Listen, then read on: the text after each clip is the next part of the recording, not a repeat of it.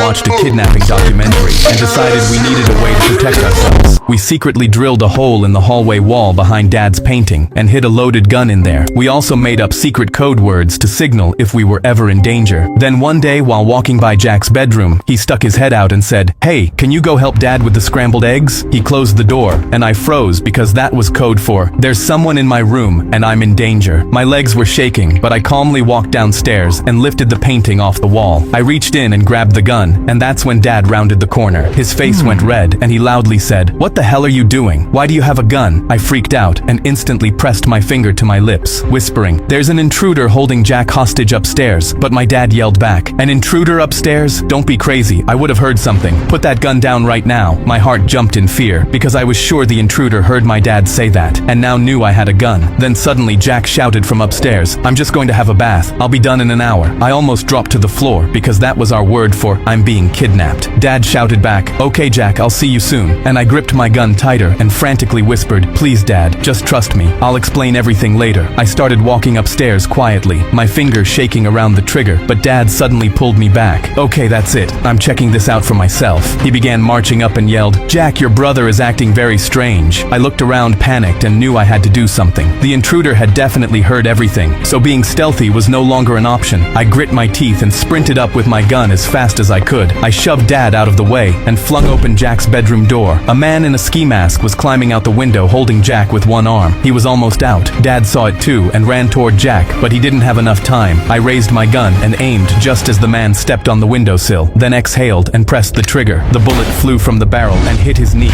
and he collapsed to the floor, screaming in pain and dangling halfway out the window. I sighed in relief as Jack landed on the floor and ran towards me. I dropped the gun, and we hugged, holding each other super tight. My dad looked at us while trembling and asked with a shaky voice, "How did you know?" I replied, "We have our code words."